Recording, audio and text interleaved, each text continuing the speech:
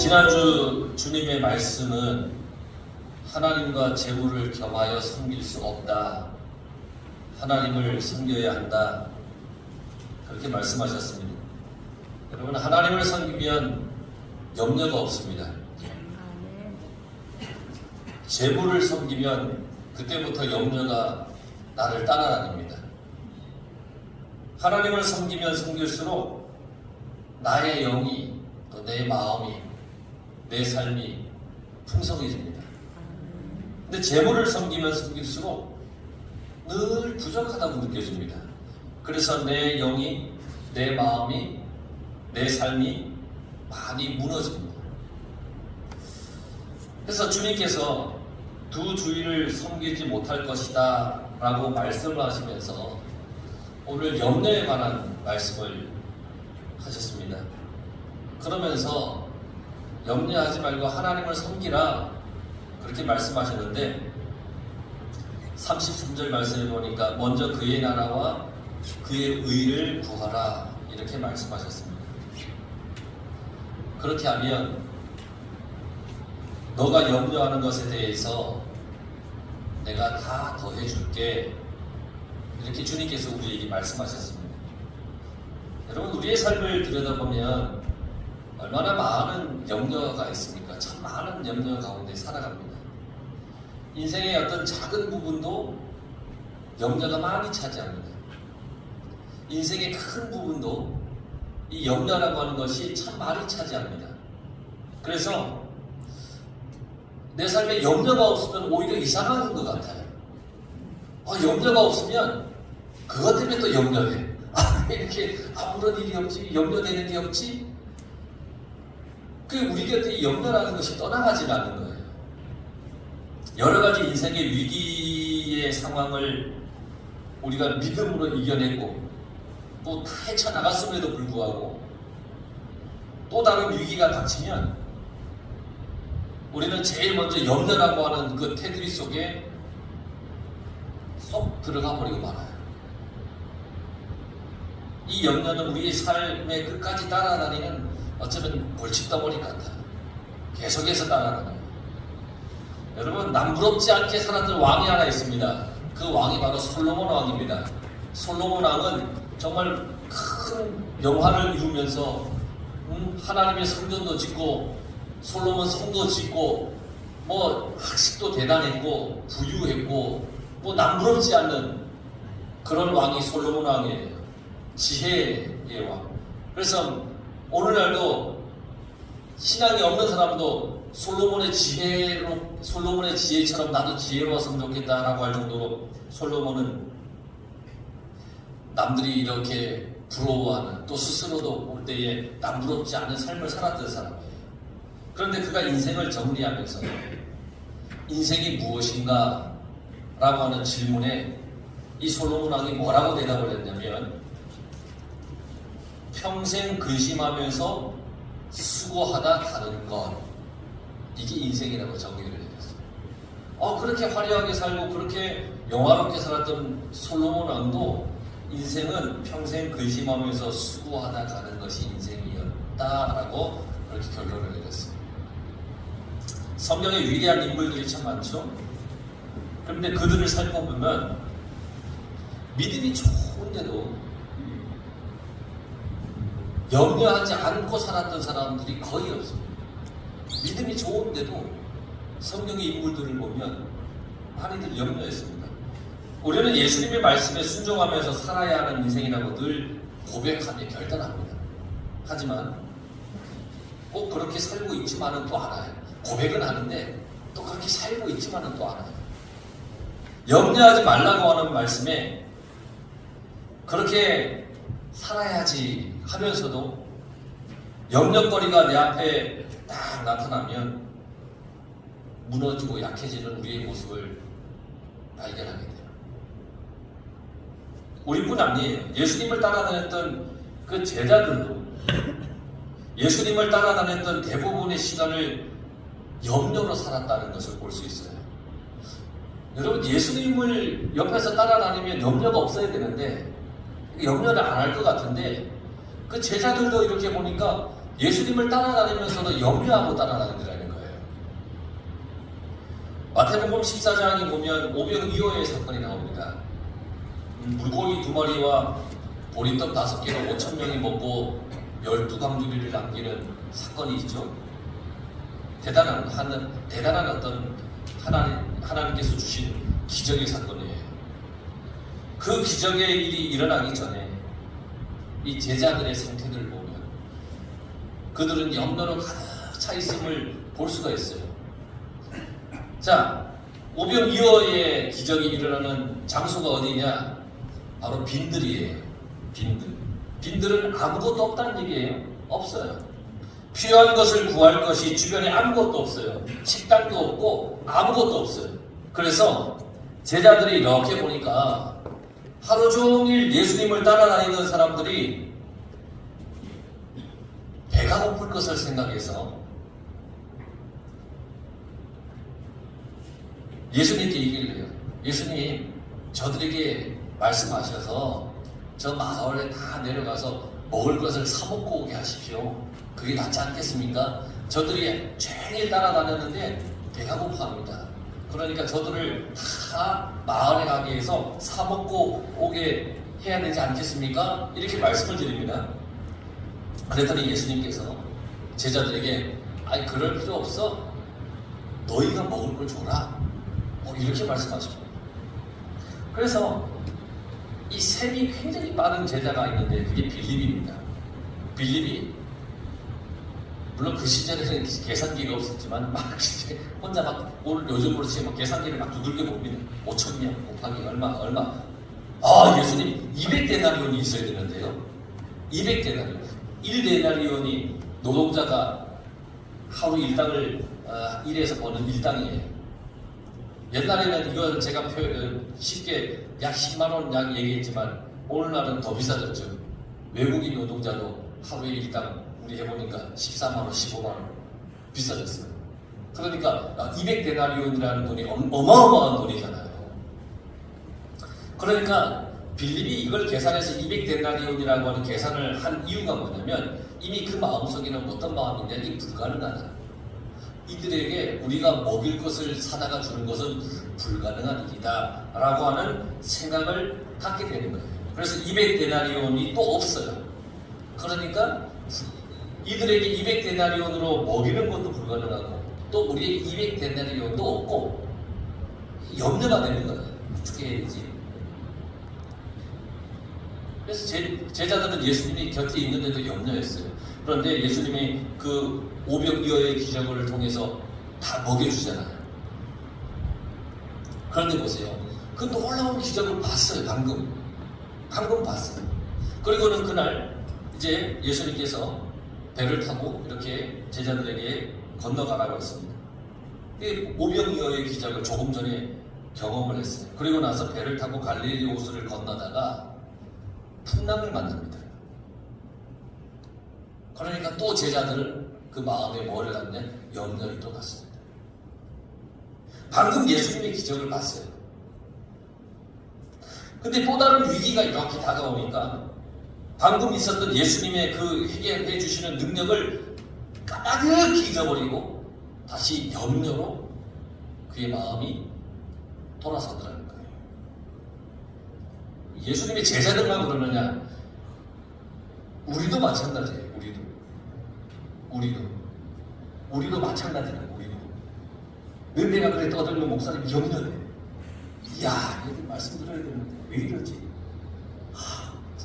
하나님의 말씀을 전하면서도 막 염려 안 되게 해줘. 우리도 이 문제 앞에서 열심히 기도하고 하나님의 능력을 구해서 문제를 해결을 해요. 기도 응답을 받아요. 놀랍죠? 내가 기도했는데 응답이 됐어요.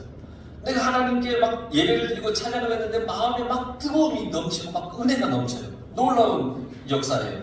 그런데 또 다른 인생의 문제가 내 앞에 딱 나타납니다. 하나님께서 응답해 주시고 해결해 주신 그 경험을 순식간에 잊어버리고 또 염려함으로 또 삶을 살아가더라는 거죠. 하지만 여러분, 우리가 할 수 있는 것, 가진 것을 예수님께 내놓으면 염려의 문제는 해결됩니다. 믿으시기 바랍니다. 오병이어의 기적, 물고기 2마리에 보리떡 5개, 총 7개. 그것을 예수님 앞에 내놓았습니다. 모두 7개. 그런데 그 7만 생각하지 마십시오. 그 7개만 생각하면 염려가 그치지 않습니다. 보리떡 5개, 물고기 2마리로 어쩌자고?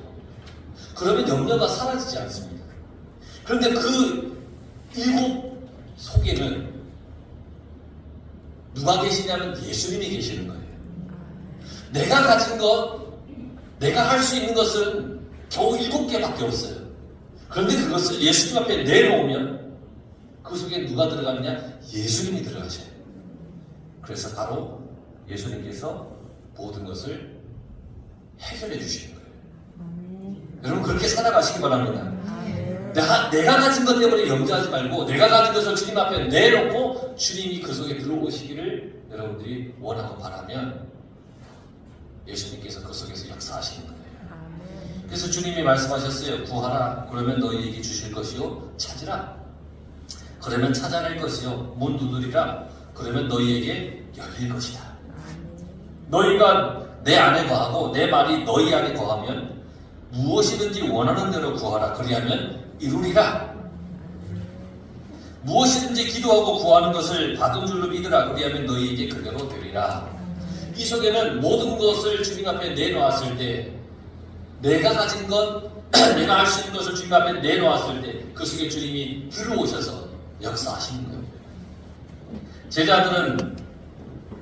제자들 바로 곁에 계셨던 그 주님이 문제의 해결책이었습니다. 하지만 아무도 주님께 요청하지 않았어요. 주님, 이 무리들을 먹여야 되는데 역사해 주십시오 라고 요청하지 않았어요. 자기들 생각에 돈 계산했고 이들을 보내자고만 계산했어요. 풍랑이 일었을 때 옆에 계신 예수님께 요청하지 않았어요. 주님 도와주세요. 우리가 위기에 닥쳤습니다. 도와주세요. 아무도 얘기하지 않았어요. 그 풍랑에 벌벌벌 떨고만 말았다는 거예요. 그냥 자기 처지를 하소연할 뿐이었어요. 가진 것 7개까지만 세고 그 뒤로는 근심과 걱정하였어요. 난 이거밖에 없는데. 그리고는 근심과 걱정을 했어요. 여러분들은 어떠세요? 내가 가진 것만 세고 있습니까? 그래서 염려만 합니까? 어쩌면 오늘 주님의 이 말씀이 내 마음에 와닿지 않는 사람도 있을 거예요. 어떻게 염려하지 않고 인생을 살 수 있지? 물론 염려라고 하는 것이 다 나쁘고 이게 아니라 어떤 우리 인생에 또 순기능도 있어요. 뭐냐면 염려 때문에 남들보다 더 열심히 일하려고도 하죠. 염려가 되니까. 염려가 있기 때문에 위험에 대비하는 거예요. 우리도 교회에 화재가 났었으니까 어디 한 며칠 어디 갈 때는요 꼭 코드를 다 뽑습니다. 염려가 되는 거예요. 그러니까 염려가 이렇게 대비하게 돼요. 대비를 하게 해요. 염려가 되어서 남들보다 더 열심히 뛰기도 해요. 염려가 순기능이 있긴 해요. 그러나 그렇다고 해서 이 염려를 내 삶에 정당화시켜서는 안 되는 거예요. 염려가 순기능이 있으니까 염려하면 살아도 돼주고 이러지 말라는 거예요. 염려를 정당화시키는 것은 하나님 자녀답지 못한 거예요. 예수님의 제자로서 어울리지 않는 거예요. 이게 예수님의 말씀의 핵심이에요. 염려하지 마라. 왜 염려하지 말라고 하셨습니까? 염려는 해롭습니다. 잠언서 17장 22절 마음의 즐거움은 양약이라도 심령의 근심은 뼈를 마르게 하느니라. 뼈가 썩어 들어가고 말라가는 건 사람에게 치명적입니다. 현대의 전형적인 현대 사람들에게 전형적인 병이 있는데 그게 뭐냐면 위궤양 그리고 관상동맥 혈전증이라는 게 있어요. 혈관에 피가 굳어서 이제 피가 안 통하는 거죠. 이 병의 많은 경우 원인이 뭐냐? 바로 염려의 결과로 생겨난다는 거예요. 이게 현대인들이 갖고 있는 많은 사람들의 이 고질적인 병은 염려 때문에 생겨났다. 염려. 근심하고 염려하면 우리를 이처럼 병들게 만들어요. 여러분 누가복음 21장 34절에 보면 말세의 성도들에게 주님이 말씀하시는데 말세의 성도들이 빠지기 쉬운 세 가지를 말씀하셔요. 그게 뭐냐? 방탕함, 술 취함, 그리고 염려. 거기에 빠지지 말라고 했어요. 마지막 때 말세에 방탕함과 술 취함과 염려에 빠지지 말라고 했어요. 방탕이 악이라고 생각하죠? 여러분 방탕함이 악이라고 생각하시죠? 방탕해도 괜찮습니까? 아니죠? 이게 악이에요. 그렇죠? 누구나 생각하는 거예요. 술에 취하고 알코올 중독이 되면 그 사람은 인간다움을 포기한 사람이라고 생각하시죠? 알코올 중독에 빠지니까 술 취하고.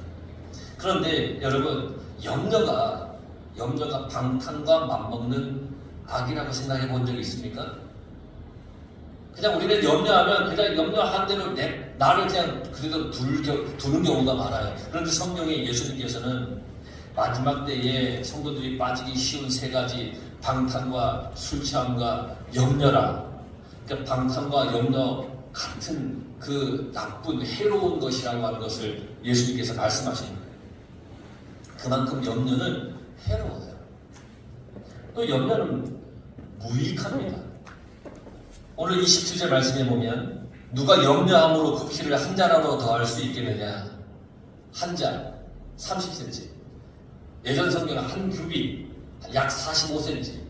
여러분 염려함으로 키를 30cm를 더 크게 할 수 있습니까? 그러면 김원장이 맨날 염려할 겁니다. 맨날 염려할 겁니다. 여기서 염려해서 30cm가 더 크면 190이 넘거든요. 그러니까 매일 염려할 겁니다. 저는 아마 조금 염려할 겁니다. 너무 크면 또 이상하니까. 그러니까 여러분 염려한다고 해서 키가 30cm나 클 수 있습니까? 한 자라도 더 크게 할 수 있겠느냐? 이게 무슨 얘기냐면 그만큼 염려는 무익하다는 겁니다. 염려한다고 해서 뭐가 해결되는 게 없다는 얘기입니다. 키가 크려면 열심히 잘 먹어야 되잖아요. 운동도 하고 뭐 유전적인 요인도 있고. 근데 염려함으로 인하여서 키를 크게 할 수 없으니 염려라고 하는 것은 무익하다고 얘기해요. 또 염려는 어리석은 짓이에요. 오늘 말씀 34절에 보면 내일 일을 위하여 염려하지 말라. 내일 일은 내일이 염려할 것이요 한날의 괴로움은 그날의 족하니라 그랬습니다. 내일은 아직 나에게 주어진 시간이 아니에요. 여러분 내일이 여러분 겁니까? 아니에요. 아직 오지 않았어요. 내일을 만나지 못할 사람도 있어요. 물론 우리는 내일을 만나기 희망하며 살아갈 뿐이죠. 내일이라고 하는 시간이 지금 나에게 주어진 시간이 아니에요. 근데 나에게 주어지지도 않은 그 시간을 걱정하는 건 그건 어리석다라는 겁니다. 여러분 염려하지 말라는 주님의 말씀을 들으면 고개가 끄덕여집니다. 그래 염려하지 말아야겠다. 그런데 문제는 뭐냐면 머리로는 끄덕여지는데 이게 마음에 와닿지가 않는 거예요. 왜냐하면 오늘도 염려하다 왔으니까. 또 이 예배를 마치고 예배당 문을 나가면 또 염려할 것 같으니까. 끄덕여지긴 하는데 마음에 와닿지가 않는 거예요. 고개만 끄덕이고 여전히 염려가 나의 마음을 지배하고 있으면 그건 좋지 않은 현상이에요. 주님의 말씀이 나의 마음에 새겨져야 돼요. 그래야 내 삶에 좋은 변화가 일어나요. 오늘 여러분 이 주님의 말씀이 끄덕여지면서 여러분 마음에도 새겨지기 간절히 바랍니다. 그래서 여러분 삶에 좋은 변화가 일어나길 바랍니다. 이 염려를 잠그는 방법이 있습니다. 26절 보세요. 너희는 이것들보다 귀하지 아니하냐. 공중나는 새를 봐라. 걔들이 먹을 거 그것 때문에 수고하느냐. 심지도 않고 거두지도 않고 창고에 들이지도 않고. 근데 하늘 아버지께서 기르시는데 너희는 이것들보다 더 귀하지 아니하냐. 지구상에는 약 1000억 마리의 조류가 있답니다. 새가 1000억 마리가 있답니다. 지구상에. 이렇게 많은 새들이 어떻게 매일 먹고 사는지 여러분 한번 상상해 보세요.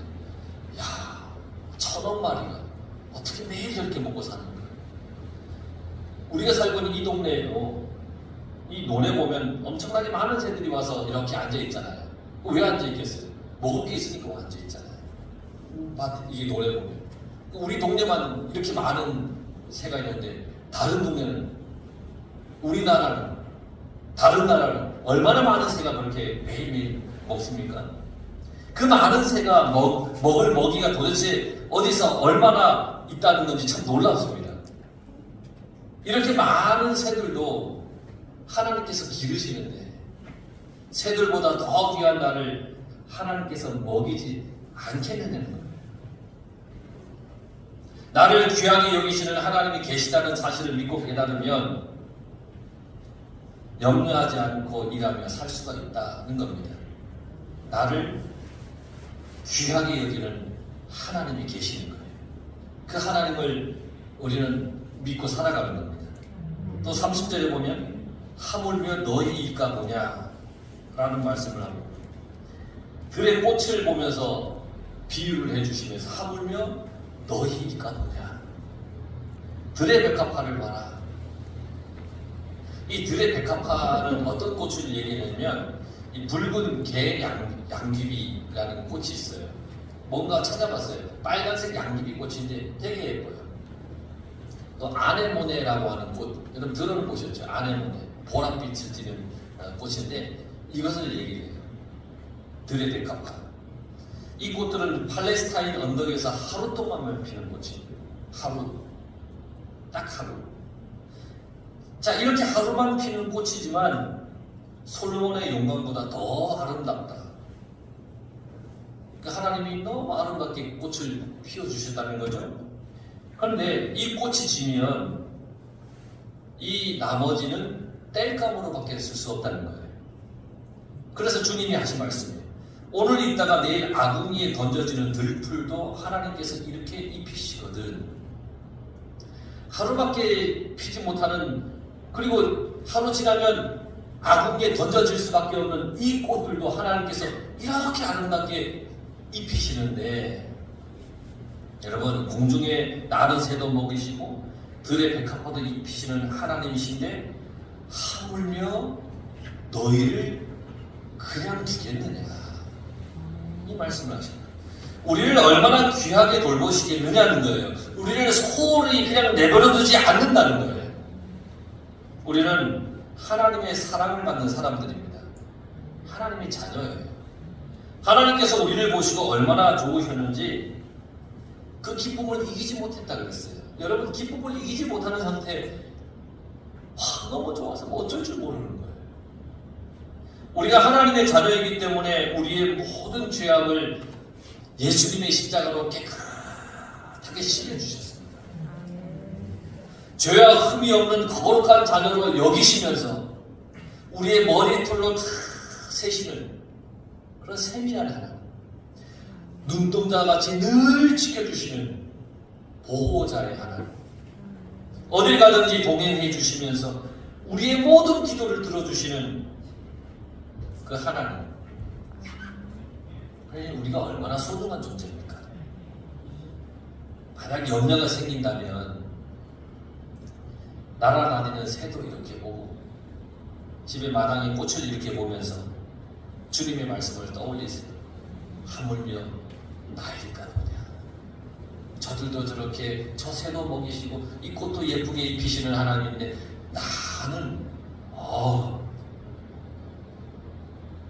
이 믿음을 가지면 내게 오는 염려는 힘을 잃게 될 것입니다. 또 주님의 말씀에 너희에게 있어야 할 줄을 아시느니라 32절에 말씀하십니다. 이방인은 하나님을 모르는 사람입니다. 우상을 섬기고 하나님을 대적하는 사람입니다. 이게 이방인입니다. 오늘 예수님이 말씀하신 이방인. 그런 이방인에게도, 악한 사람에게도 하나님께서는 그들에게 필요한 것이 뭔지를 다 아시고 그들에게조차 하나님께서는 제공해 주세요. 마태복음 5장 45절에 보면 하나님이 그 해를 악인과 선인에게 비춰주시며 비를 의로운 자와 불의한 자에게 내려주심이라, 그렇게 말씀하십니다. 그러니까 하나님은 이 세상에 태어난 사람은 비록 이방인일지라도 악인일지라도 필요한 것이 무엇인지 알고 다 주신다는 뜻입니다. 그렇다면 하나님의 자녀인 우리의 필요를 모를 리가 없다는 겁니다. 다 아신다는 겁니다. 다 아신다는 거예요. 하나님께서 제게 필요한 것을 다 아십니다. 반드시 때가 되면 주실 줄 믿습니다. 여러분 이렇게 외치고 고백하며 믿으며 살아가시기 바랍니다. 그리고 중요한 것이 33절에 보니까 이 모든 것을 더하시리라 그랬습니다. 너희는 먼저 그의 나라와 그의 의를 구하라. 그리하면 이 모든 것을 너희에게 더하시리라. 여러분 주님의 말씀대로 사는 것은 참 좋은 믿음입니다. 할렐루야. 주님의 말씀대로 사는 것. 하나님의 나라와 그 의를 구하기만 하면 때를 따라 필요한 것을 주신다는 겁니다. 하나님의 나라와 그 의를 구하라. 이 도대체 뭐지? 어려워하지 마십시오. 하나님의 나라와 그 의를 구하는 게 뭐냐면 예수님을 나의 구주로 고백하며 믿는 겁니다. 그겁니다. 여러분 그렇게 고백하며 살아가시죠? 그러니까 하나님의 나라와 의를 구하며 살아가는 겁니다. 주님 앞에 나와서 경배하고 예배드리는 것이 얼마나 중요한지 알기 때문에 세상의 다른 유혹을 다 끊어내고 시간을 내어 예배를 드리는 거예요. 하나님께 영광을 돌리는 거예요. 이게 하나님의 나라와 의를 여러분들이 지금 구하며 살아가는 거예요. 이렇게 함께 모여서 예배드리고 믿음의 공동체를 이루어 나가는 것, 이게 하나님의 나라를 우리가 구하며 살아가는 겁니다. 지금 여러분들이 그렇게 하나님의 나라와 그 의를 구하기 위해 이 자리에 나와서 하나님 말씀 듣고 그래 내가 믿음으로 살아야겠다 결단하며 고백하는 이것을 얘기하는 겁니다. 하나님의 이름이 영광받기 위해 내가 어떻게 살아야 할지를 늘 생각하며 관심을 갖는 것, 이게 하나님의 나라를 우리가 구하며 살아가는 겁니다. 주님의 뜻이 이 땅에 이루어지기를 원하는 것, 이게 하나님의 나라를 원하는 겁니다. 하나님의 나라가 이 땅에 완성되어서 하나님과 함께 영생을 누리는 그 약속을 붙잡고 사는 것, 그게 하나님의 나라를 구하는 겁니다. 하나님이 예수님께서 이 땅에 다시 오셔서 우리에게 영원한 생명을 주시며 여러분들이 주님과 함께 영원한 왕복함이 영생의 축복을 누리며 산다는 그 믿음을 여러분 붙잡고 살아가시죠? 그러면 하나님의 나라를 구하며 살아가는 겁니다. 근데 여러분 구하는 것이 말로만 하는 것이 아닙니다. 가만히 앉아서 되는 것이 아닙니다. 노력하고 훈련해야 합니다. 최선을 다해야 됩니다. 하나님께 예배드릴 때에 우리의 온 마음을 다해야 됩니다. 세상에 살지만 세상에 속하지 않으려고 노력하는 것이 영적인 삶입니다. 이렇게 살 때에 나에게 엄습하는 염려와 근심을 이겨낼 수 있습니다. 이러한 나에게 염려와 근심이 얼씬거리지 못합니다. 주님이 나와 함께 계시기 때문입니다. 같은 조건에서도 어떤 사람은 조용하고 어떤 사람은 죽을 정도로 염려합니다. 같은 조건에서. 그러니 염려와 안심은 어떤 외적인 환경에 의해서 영향을 받는 게 아니라 내 마음 가운데 있다는 겁니다. 내 마음에 주님이 계시면 됩니다. 나의 주인이 하나님이면 됩니다. 조지 물러 목사님이 이렇게 얘기를 했어요. 믿음의 시작은 염려의 끝이요. 염려의 시작은 믿음의 끝이다. 그러므로 염려하느냐? 믿음이 죽는다. 믿음을 가지느냐? 염려가 죽는다. 너희가 이것들보다 귀하지 아니하냐? 하물며 너희일까 보냐? 너희에게 있어야 할 줄 아시느니라. 이 모든 것을 너희에게 더하시리라. 주님의 이 말씀을 꼭 붙잡고 염려하지 않는 삶, 주님과 동행하는 거룩하고 복된 삶을 여러분들이 다 살아가시길 간절히 축원합니다.